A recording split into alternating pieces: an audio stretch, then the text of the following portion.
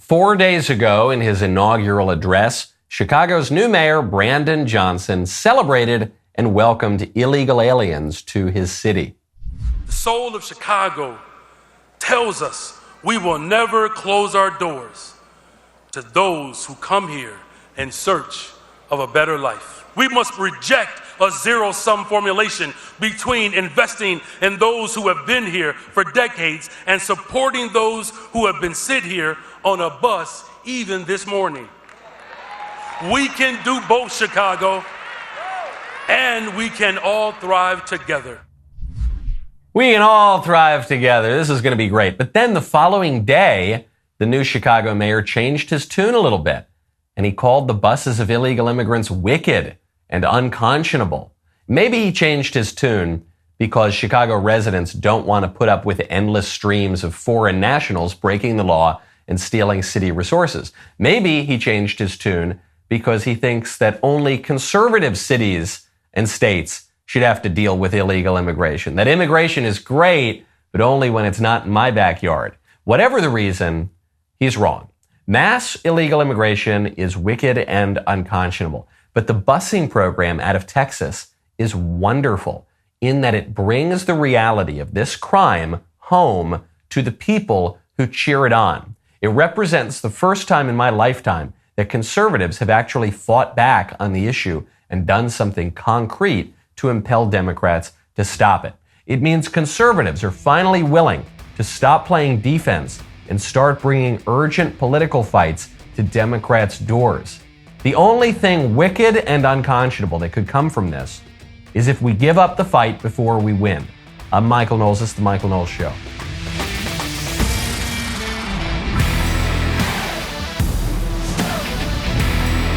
Welcome back to the show. We have got a number of trans activists calling on doctors to break the law and prescribe puberty blockers and sex change procedures to little kids now that conservatives are getting really tough and finally starting to use the law to outlaw these kinds of procedures. So we'll get to that in just 1 second. First, though, this immigration issue. It's not just Chicago that you're seeing this in. New York right now, you know there's been this policy of taking the migrants who have been sent on buses from the border states, Texas especially, and then just putting them up in hotels because there's nowhere else to put the illegal immigrants. New York is saying this is a catastrophe. This is a disaster. Why do we have to deal with this? Well, it's because New York is encouraging illegal immigration. And when it was in Texas and when it was in parts of California, and that was all fine, but now that it's going into these other places, all of a sudden it's a big, terrible deal. So they just keep doing it. This temporary measure has been keeping up for months and months and months now. Now nearly half of New York City hotel rooms are filled with illegal immigrants. Half. And New York City Mayor Eric Adams, who's a big lib, but he's at least somewhat reasonable, he's at least somewhat open to reality, he says this is completely unacceptable. Because Adams is pointing out that right now, New Yorkers are set to foot an annual bill of $75 million to put up border crossers and illegal aliens in Manhattan's Roosevelt Hotel. Just to use one example, that's a hotel I used to stay at all the time when I would go back to New York. It's one of the most historic hotels in New York. Now filled with illegal aliens. Adams noted that the cost of illegal immigration to New Yorkers who are paying $5 million every single day to deal with the migrants will exceed $4.3 billion with a B when the lost tourism money comes in. Because when you fill up half of New York's hotels with illegal migrants who aren't paying a penny, well, that's not only a cost to the taxpayers, but that's revenue that is not coming in from outside of New York. That's revenue that's not going to be spent at New York restaurants and shops and Broadway plays. Last week, Eric Adams had 4,200 border crossers and illegal aliens arrived in New York, more than 900 arriving in a single day. And the city's having 13 to 15 migrant buses arrive every single day. This is what it looks like for conservatives to get tough. Some people have objected and said, look, these are human beings and they shouldn't be put on buses and sent across the country. Texas should just deal with it. Yeah, these are human beings and they shouldn't be encouraged to break our nation's laws by cynical, opportunistic Democrats who never have to deal with the cost of that. If you want illegal immigration to stop from a purely humanitarian standpoint, there was an 8-year-old girl who died in Biden administration custody just this week, on top of another minor, 17-year-old, who died a week or two ago. Why? Because the Biden administration and the libs across the country have encouraged these migrants to come surge across the border. The only way to get that to stop, even if you don't care about the rule of law, even if you don't care about the shifting demographics of America, even if you don't care about citizens being able to say who gets to come and go, just from a purely humanitarian standpoint, you've got to convince the liberals who encourage this stuff that this is really bad for them. And the way to do that is to give people a free bus ticket to the city that never sleeps and to show them the true cost of illegal immigration. Right now, $4.3 billion, and that barely scratches the surface, okay? We've got to drive this home. We got to give people a clear message. When you want to send your friends a clear message, you should give them a call on Pure Talk. Right now, go to puretalk.com/Knowles. Do you remember the last time you got a free phone? Started out feeling great, and then came the hefty activation fees, the 4-line requirements, and of course, that binding contract. Pure Talk is giving you a free 5G Samsung Galaxy phone without the feeling that you've been duped. When you switch to Pure Talk's unlimited talk and text data plan, that comes with a mobile hotspot. You will get a 5G Samsung Galaxy for free. That's right. Unlimited everything at a fraction of the price of Verizon, AT&T, or T-Mobile. Here's the thing. You'll be on America's most dependable 5G network. Not just a similar network, but the very same one. How do I know?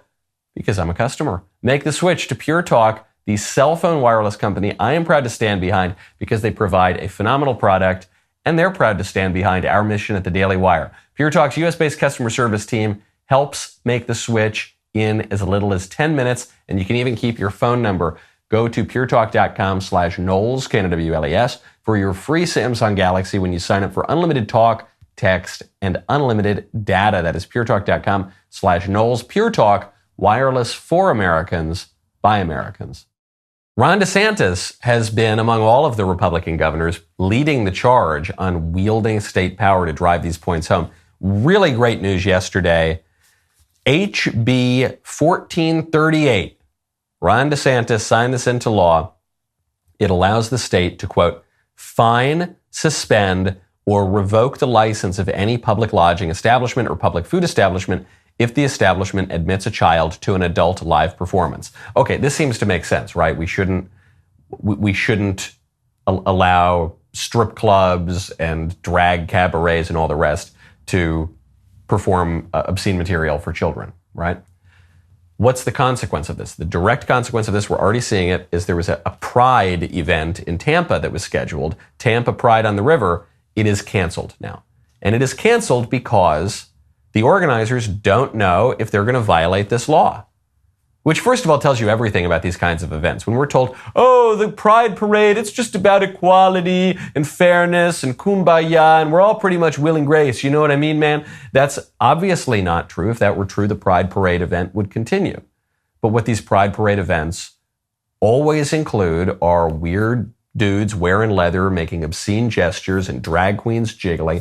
And especially when you factor in young people coming out to these things, it's obscene. And so the Tampa Pride on the River admits, yeah, we're putting on lewd and licentious performances. And that's not the only one that DeSantis signed into law. DeSantis also signed into laws a ban on transing the kids, an anti-drag bill, and a bill telling boys that they have to go to the boys' bathroom and girls that they have to go to the girls' bathroom in K through 12 schools and public facilities. Basic stuff. When we had a sane culture, even 5 years ago, we would not have needed laws to articulate these things. But as our culture spirals out of control and becomes untethered from reality, as people stop having a shared view of morality and just what constitutes the nature of our world, you're going to have to spell these things out a little more explicitly. The best part about this kind of legislation is that, at least for now, it doesn't lay out every single thing. That first bill that I was talking about that got the Tampa Pride event canceled, it didn't explicitly list drag performances. It just said adult performances should not be performed for kids, and people will be fined and punished if they are. And the Tampa Pride felt bullied. Tampa Pride felt a little unsure of the consequences it was going to face if it gave the performance, and said, okay, better safe than sorry. That is what we want. For years and years, libertarians especially would say politics is downstream of culture, and there is some truth to that, of course. The movies that we make and the rituals that we engage in are obviously going to affect the way that we view the political community and the laws we pass. But that doesn't mean that law doesn't have any effects on the culture. And here what you're seeing is that culture is downstream of the law. If you have a really open, licentious legal system that says anything goes, then you're going to get weirdo perverts jiggling around in leather costumes for little kids. And then if you get a normal person like Ron DeSantis who comes in and says, nah, we're very likely going to punish you if you do weird stuff like that, guess what happens? The culture changes and the weirdos go back into their homes and put on their weird performances for themselves. This could be a real distinguishing factor in a 2024 race. If right now you've got the two top candidates, Trump and DeSantis, DeSantis is running to the right of Trump on these LGBT, drag queen, trans bathrooms kinds of issues. It's not that Trump has come out and said, I'm pro-trans bathroom or anything like that.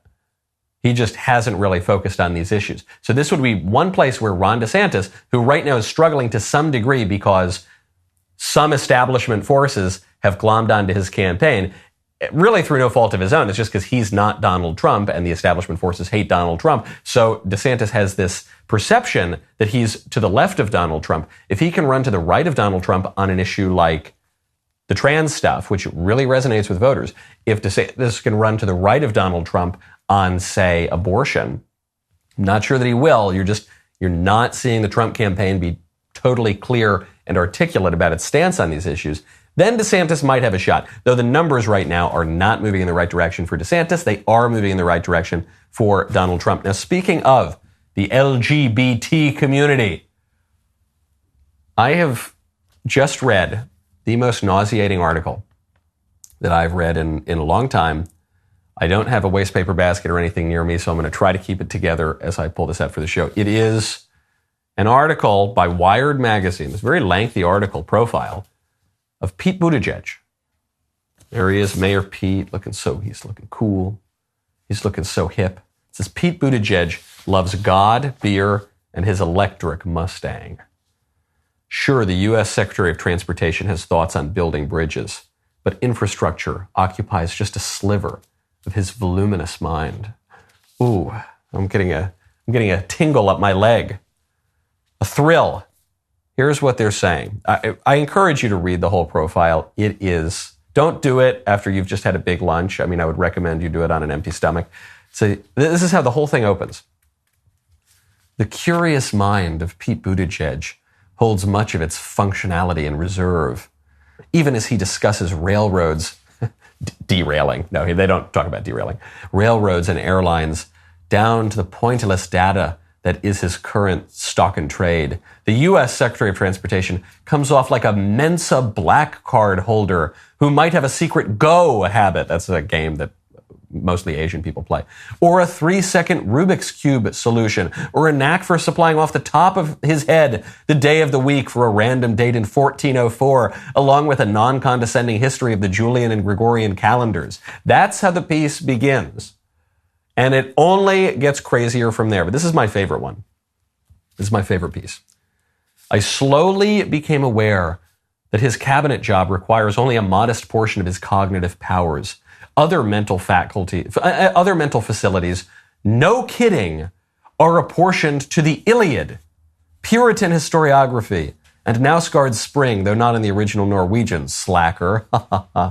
Fortunately, he was willing to devote yet another apse in his cathedral mind to making his ideas about three mighty themes, neoliberalism, masculinity, and Christianity, intelligible to me.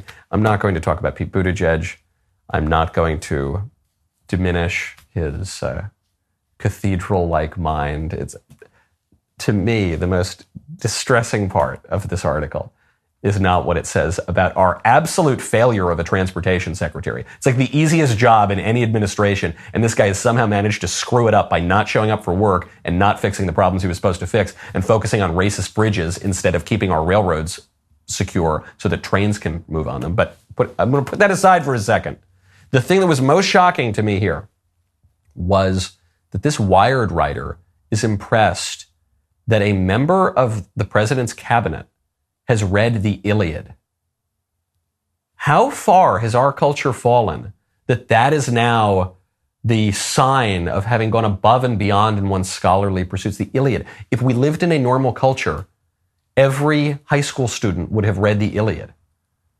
Now you need to be a Rhodes Scholar working directly for the President of the United States to have read one of the foundational works of Western literature that basically reads like a Marvel movie. It's not even like the Iliad is some really abstruse philosophy. The Iliad is a war story and poem that's really fun and exciting. We are so uncultured. We are so ignorant. We are so mal-educated today that is impressive. That a columnist, that a profile writer, a journalist in Wired magazine says, other mental facilities, no kidding, are apportioned to the Iliad. No kidding. Yeah, I hope the people running our government have read like even the basic works of our civilization. These low expectations.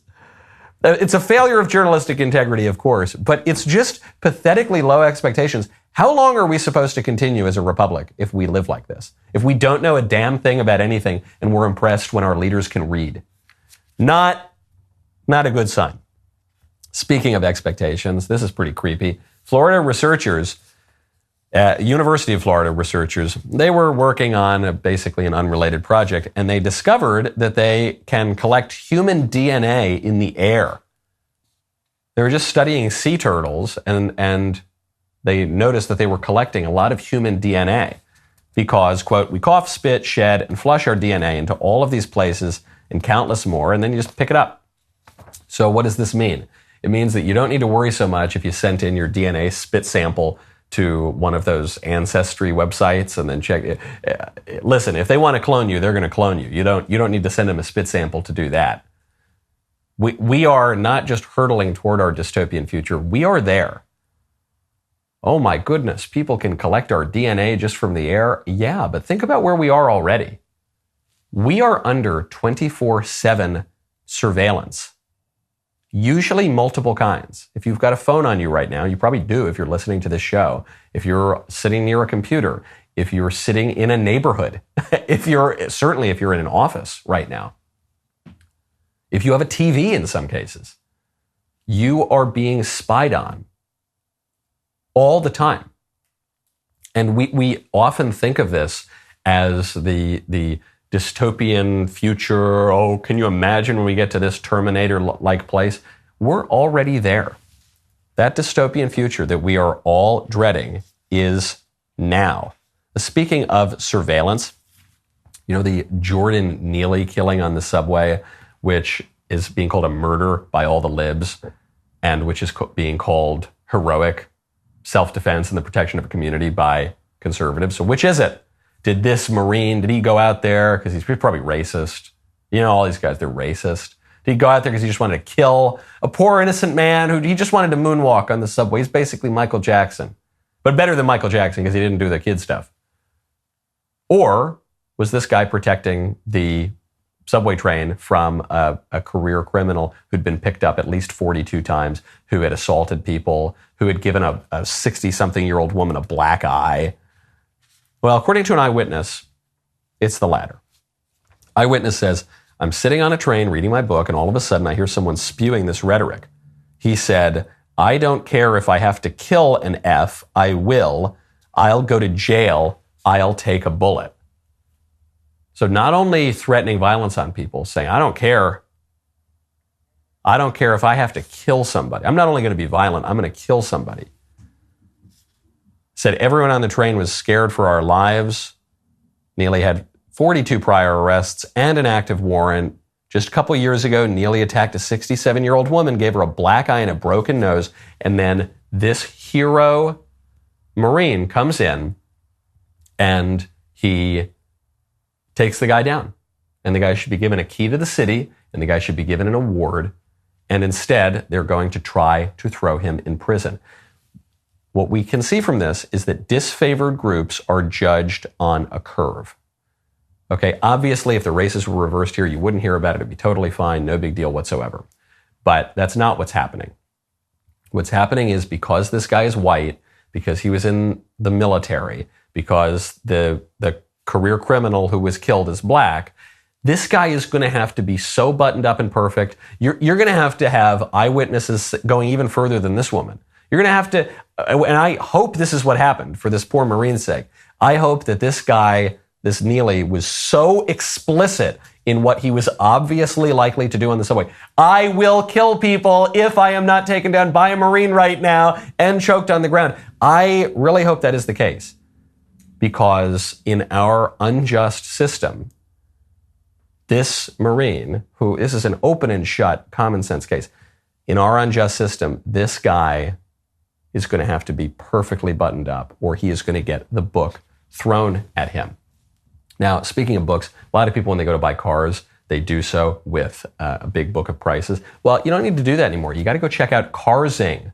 Right now, go to carzing.com/Knowles. Buying a new car can be a stressful experience for anyone, especially if you're a first-time buyer or have no credit. Before you walk into a dealership and spend the whole day with the crowds and the stress and the potential not even to find a car, you need to check out Carzing. Carzing is completely changing the way you buy a car online by partnering with credit agencies, lenders, and over 25,000 dealers nationwide.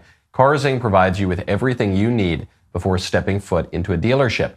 You can instantly pre-qualify online without affecting your credit score and get instant financing details, including what your down payment would be, your monthly payment, term, APR, putting you several steps ahead of other buyers. Once you find the right car at your ideal budget, all you've got to do is bring your saved deal voucher with you to the dealership, finalize your next ride. It is so simple. Even if you're not in the market for a new car, you should check out Carzing anyway. It's like window shopping. You just poke around, you see what's available in your area. Carzing helps make your experience faster, cheaper, less stressful. Go to carzing.com/Knowles. Skip all that guesswork. Carzing.com/Knowles.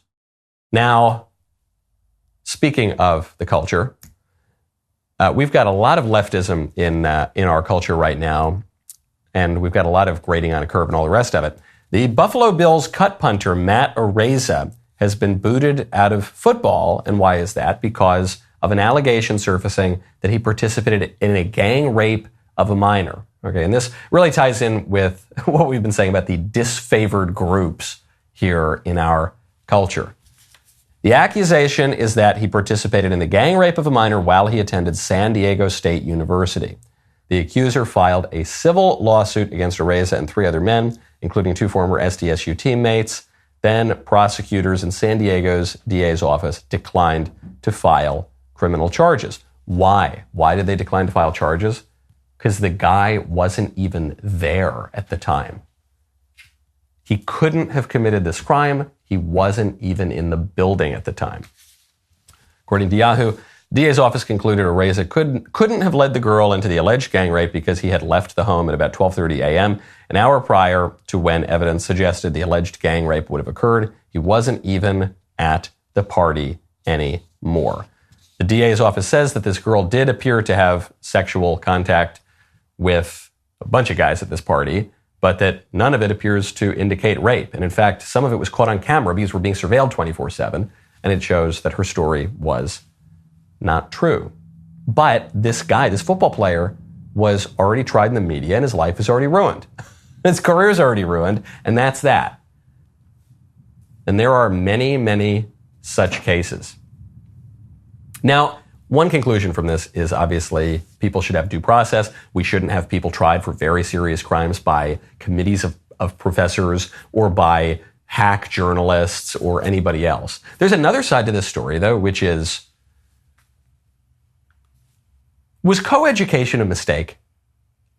I'm not saying in all cases, but right now we have an educational system that does not distinguish really in any way between men and women, including in dormitories, including in suites in dormitories. There will be gender-neutral suites, so you're sharing a room with men and women. You're sharing a bathroom. That's been going on for 10 years. That was true when I was in college. And obviously you're sharing dormitories. And is that smart? I don't know. If you put people who are just brimming bags of hormones and then you ply them with alcohol, which is what happens at every single college campus, and then the lines of consent get a little bit blurry when people are no longer in command of their rational faculties. And so all of a sudden you've got cases of regret, which then seem to be rape, or one can make a claim of rape, even though investigations and even surveillance footage will show it wasn't actually a rape. But was this, if we're talking about how the law is a teacher and culture can be downstream of the law, wouldn't it make sense to just draw some of these distinctions a little bit more, recognize that women are in fact the weaker sex, men ought to be chivalrous. When you put young men and women together in certain situations and they're there all the time and they're drinking a lot and things can happen that are not conducive to their virtue. We talk about how we don't know the difference between men and women anymore because of the transgender issue.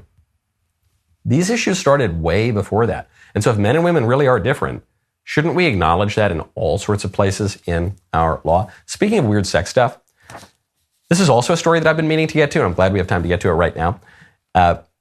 In 2021, the Utah governor signed a bill requiring phones and computers sold in the state to come equipped with a filter that blocks porn.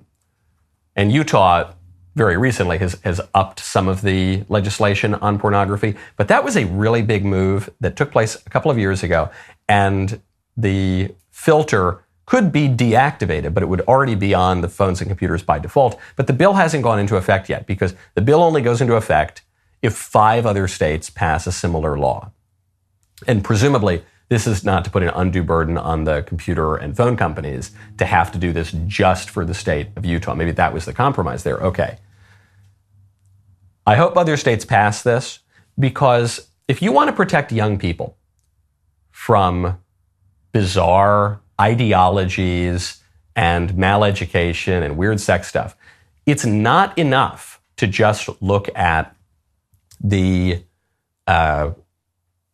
transing the kids procedures. It's not enough to just look at what's going on in elementary school classrooms. It's not enough to just look at, I don't know, critical race theory or men competing in women's sports or all of that. If you really wanted to protect young people, you would just go after porn. This is a ubiquitous problem.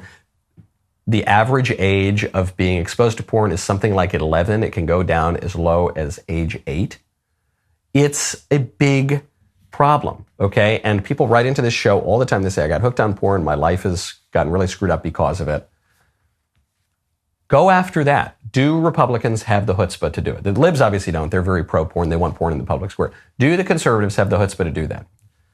I don't know that they do. Now, speaking of weird sex stuff, a trans activist is calling on his fellow trans-identifying people to break the law increasingly as the governors come in and they say, no more transing the kids, no more puberty blockers for kids, no more sex change procedures for kids. There are a number of transsexuals, trans-identifying people, who say we've got to break the law. Pay attention to the news lately, and my life is going really great, but unfortunately there's a lot of people, trans youth, who are really suffering right now and need our support. Like, this bill in Mississippi is absolutely appalling to me.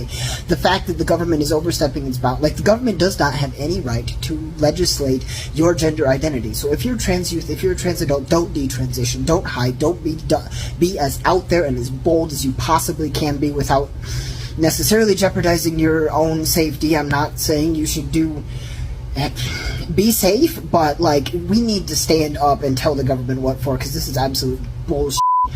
Don't detransition. If you're a medical provider, do everything you can to not obey the laws. These are unjust laws. They have no right to be existing, and the moral thing to do is to break them in whatever way possible. Like, there's parts of me that want to do things that I can't say on here to people that are doing this to people, and it really makes me so sad. And this the only thing that I hate in life is imposing suffering onto other people who don't deserve it, because I know what that feels like. So I'm sorry for the late night rambling, ranting video, and I know I try to make a lot of positive, uplifting content on here, but like it does have to be addressed. And I tagged content creators in here. Go sign the petition in Josh's bio. Go follow them too for gay news. And stand up. Do whatever it takes. March in the streets. I'm going to be going on a countrywide tour, and I'm going to be wearing... So what this guy is calling for is civil disobedience against what he says are unjust laws. Now, I know people are going to have an emotional reaction to this immediately when you hear this demented individual say that we need to make sure that doctors violate the laws so that they can go in and pump your kids full of poison and chop their genitals off. I know that is going to impel people to have a visceral reaction and say, bro, we're going to chase you out of town on a rail, or we're going to lock you up in prison or in a mental institution or something like that. And I get all of that, and that could be a discussion for a later time. What we should deal with, though, is his claim.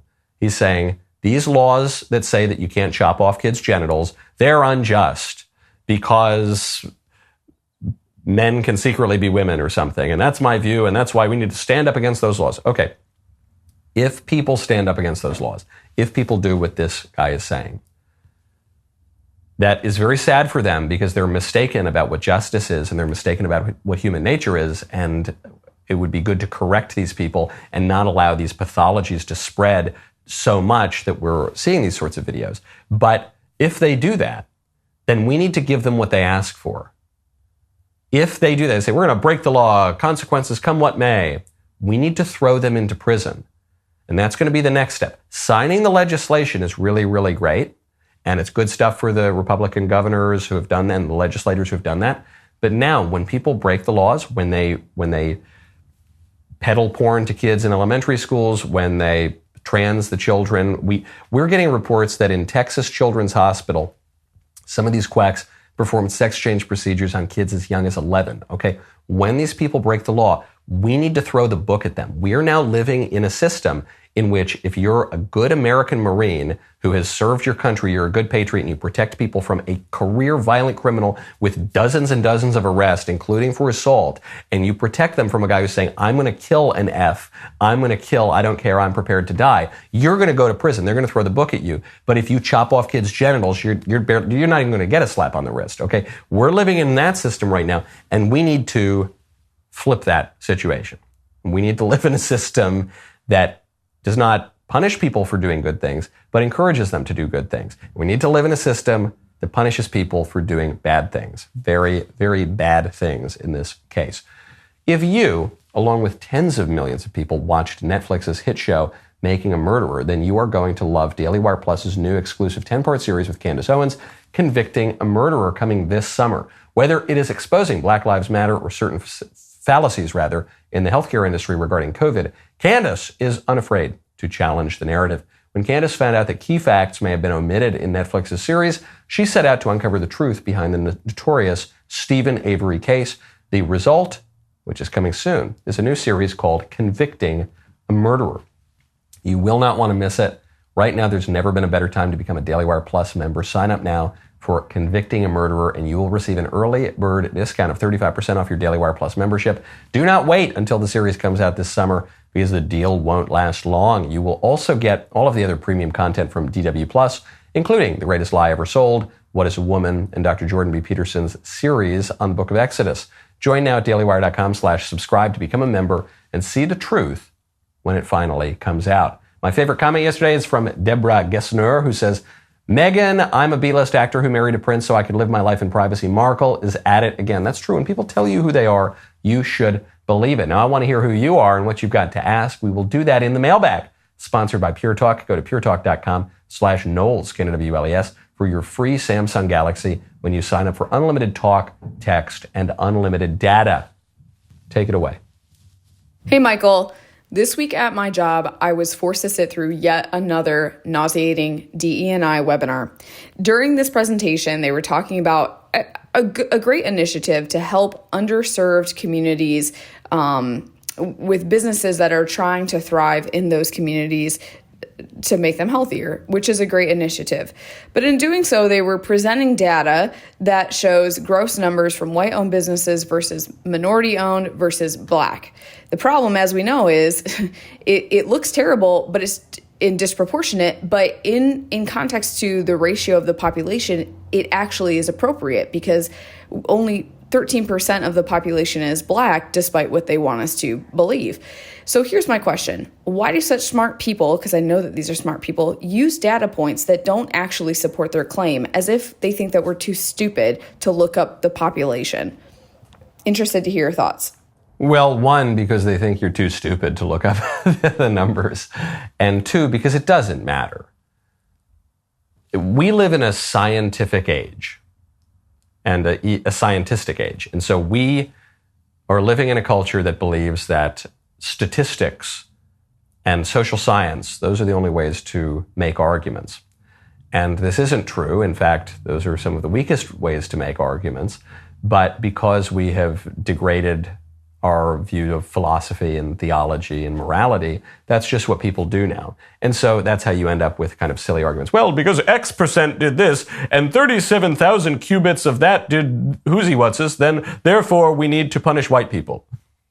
Say, that doesn't seem like a very compelling syllogism to me. But that's why they do that. And it's also because the DAI initiative has nothing to do with justice for anybody. It's simply a retributive regime to punish disfavored groups, including white people, including men, including people who have a normal view of sex and engage in normal sexual behaviors, and especially including conservatives, anybody who questions the liberal regime and DEI itself. So that's all it's about. They could give you numbers, they could make up different numbers, they could show you a cartoon instead of showing you numbers at all. It doesn't matter. The point is always the same. Punish the people that we don't like. Okay, next one. Hey, Michael. I'm a conservative Catholic, or at least I try my best to be one. I went to Franciscan University and Notre Dame for undergrad, and now I'm in the Air Force for pilot training. My question is, I feel that God is calling me to be a father and a husband. However, I'm 27 years old now, and ever since I was a teenager, I have struggled with same-sex attraction. Now, I have dated girls in the past, and I genuinely did like them, but over the years, the same-sex attraction seems to have gotten a bit stronger. I do go to confession fairly regularly, and I know that God is able to forgive my sins when I have an honest confession, but I was wondering, should I be so blessed to find a woman who would like to marry me? Do you think it's possible that she could also forgive me for my sins, despite me having this history with struggling with same-sex attraction? Thank you very much for your time, and God bless.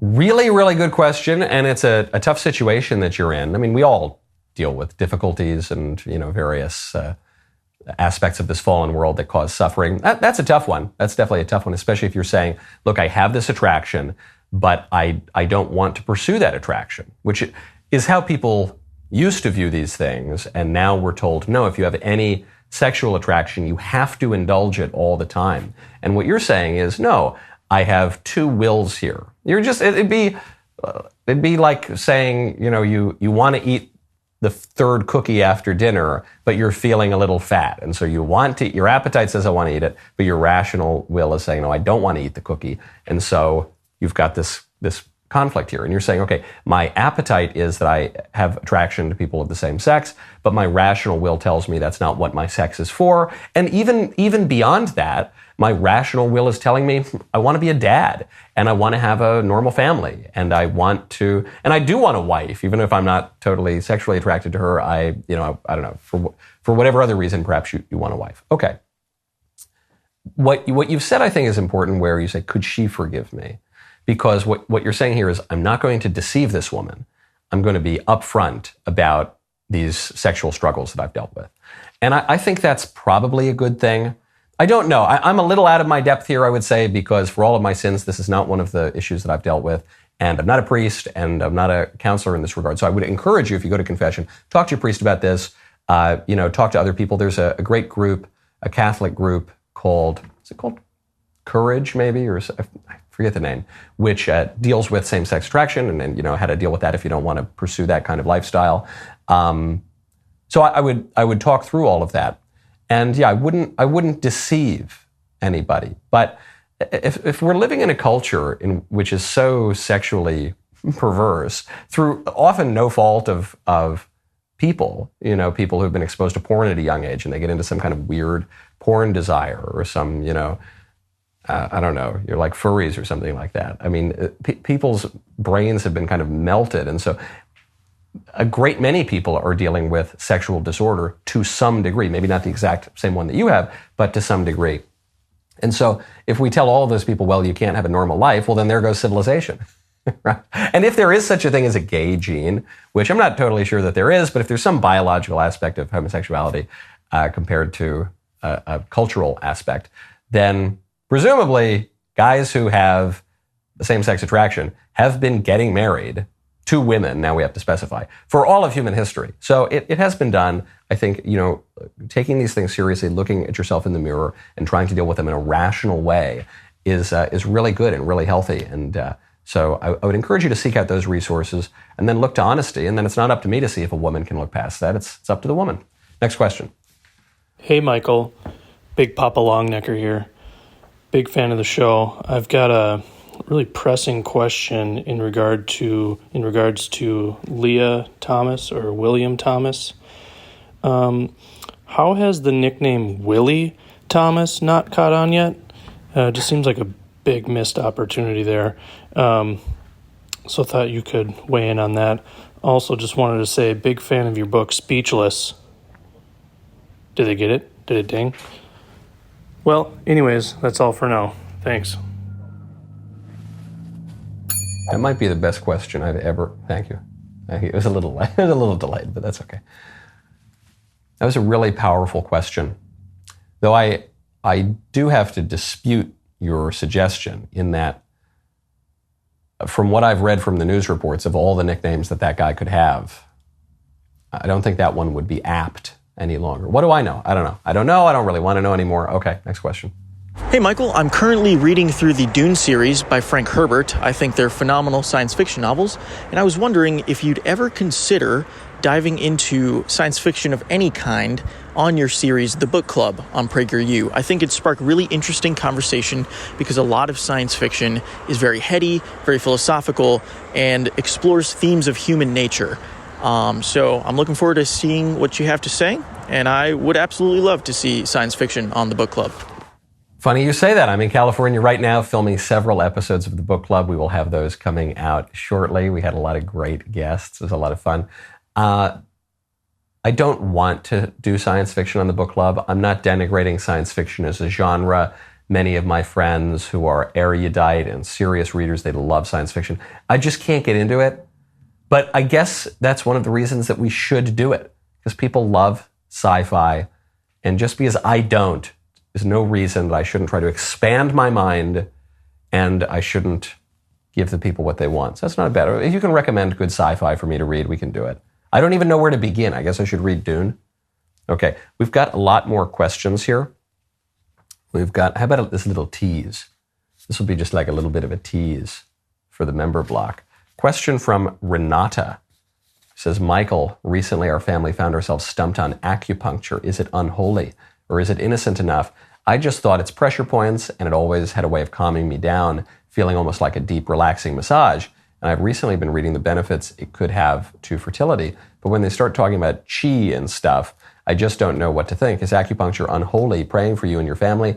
Please send some prayers our way on us getting started with our own family. Well, I certainly can do that, Renata. And I will give you my answer on acupuncture, but only in the member block. The rest of the show continues now. You do not want to miss it. Become a member. Use code Knowles, Knowles, at checkout for 2 months free on all annual plans.